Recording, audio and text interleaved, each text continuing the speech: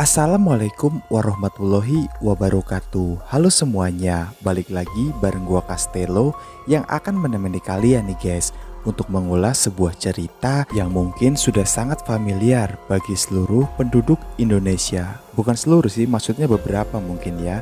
Yang dimana cerita kita kali ini adalah berjudul Misteri dari Alas Roban. Pasti pada kenal dong ya sama Alas Roban. Dan bagaimanakah sebuah aura kekuatan mistis besar yang sebenarnya tersembunyi di balik sebuah daerah yang bernama Alas Roban.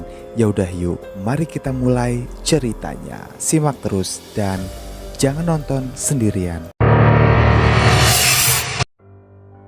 Suatu hari, Pak Joko yang merupakan supir truk Fuso yang berpengalaman, ia diberi tugas untuk mengirimkan sebuah kargo berharga ke sebuah desa terpencil yang ada di wilayah pedalaman yang di sekelilingnya dipenuhi oleh hutan belantara sepanjang perjalanan Pak Joko nanti. Pak Joko sendiri diceritakan adalah sosok tipikal orang yang sangat rasional dan dia tidak terlalu percaya pada hal-hal supranatural.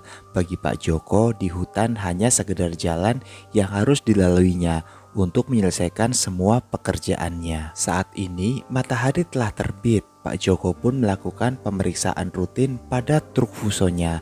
Dia memastikan ban dalam kondisi baik, juga memastikan semua barang bawaan kargo yang ada dalam truknya dalam keadaan terikat sangat baik. Dirasa jika semuanya telah aman, terkendali, Pak Joko pun langsung melanjutkan perjalanannya menuju ke sebuah tempat yang akan ia kirimi barang ini. 1 jam perjalanan, pada akhirnya Pak Joko pun kini telah tiba di sebuah alas yang tak lain adalah Alas Roban. Suasana sekitar terasa sangat berbeda. Hutan yang lebat menutupi sinar matahari, menciptakan bayang-bayang misterius di antara pepohonan.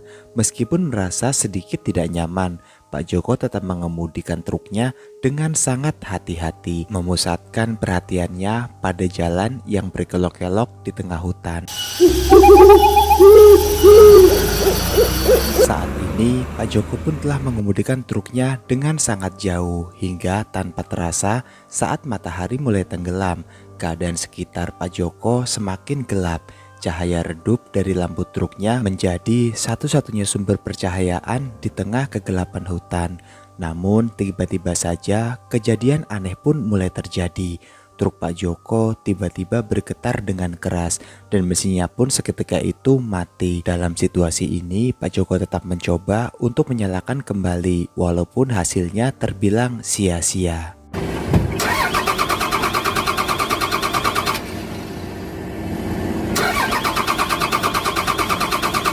Dalam kegelapan yang menyelimuti, suara-suara aneh pun mulai terdengar di sekitarnya. Ada desiran angin yang tak biasa dan gemuruh aneh yang membuat bulu kuduk Pak Joko sedikit merinding. Serta terdengar samar-samar suara wanita yang sedang menangis. Meskipun terganggu, Pak Joko di sini tetap mencoba tenang, mencari solusi untuk mengatasi masalah yang saat ini ia sedang hadapi. Tiba-tiba cahaya lampu sorot truk Pak Joko menyinari sebuah sesuatu di tepi jalan. Pak Joko melihat ada sosok bayangan besar mengintai di antara pepohonan. Hatinya pun berdebar kencang, namun dia tetap mencoba untuk mempertahankan logikanya. Mungkin itu hanya sebuah binatang liar yang biasa hidup di dalam hutan. Akan tetapi keadaan pun menjadi semakin mencekam saat bayang-bayang lain mulai muncul, bergeser di antara pepohonan dengan gerakan yang sangat aneh. Pak Joko pun menjadi merasa ada sebuah sensasi sesuatu yang tidak wajar, tapi dia bersikeras untuk tetap menemukan solusi masalahnya dan keluar dari situasi itu. Pak Joko pun kemudian memutuskan untuk turun dari truk Fusonya. Sebelum dia melakukan apapun, dia mendengar suara-suara langkah yang mendekat dari arah belakang. Lalu Pak Joko pun memutar tubuhnya, siap untuk menghadapi apapun yang mungkin ada di belakangnya saat ini. Namun saat itu juga suara itu pun seketika menghilang begitu saja, meninggalkan Pak Joko dalam kegelapan dan ketidakpastian dalam kondisi itu. Tanpa disangka ada sebuah tangan yang menggapai pundak Pak Joko dari arah belakang, yang ternyata itu adalah seorang supir dan juga kernet truk yang menghampiri Pak Joko. Ia bertanya pada Pak Joko kenapa Pak Joko hanya berputar-putar mengelilingi truknya sedari tadi. Diikuti dengan sosok berbaju putih berambut panjang yang juga selalu mengikuti Pak Joko sewaktu Pak Joko sedang mengitari truknya, yang dimana sosok itu sering disebut dengan julukan Kuntilanak.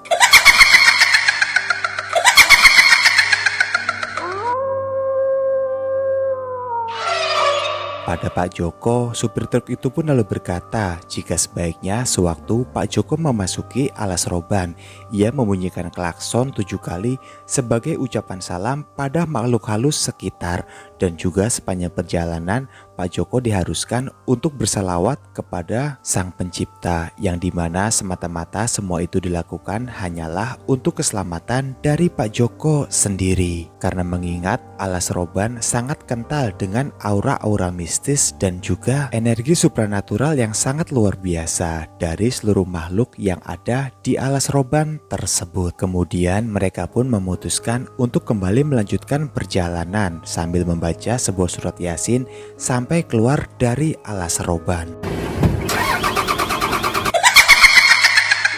Yasin.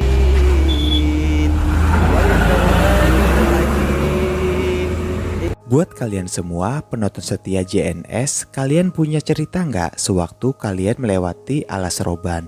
Jadi kalau kalian punya cerita, silahkan tulis cerita kalian di kolom komentar ya, biar kita sama-sama tahu semistis apa keanehan-keanehan yang ada di alas roban. Terima kasih sudah menonton video ini dan sampai jumpa di video berikutnya.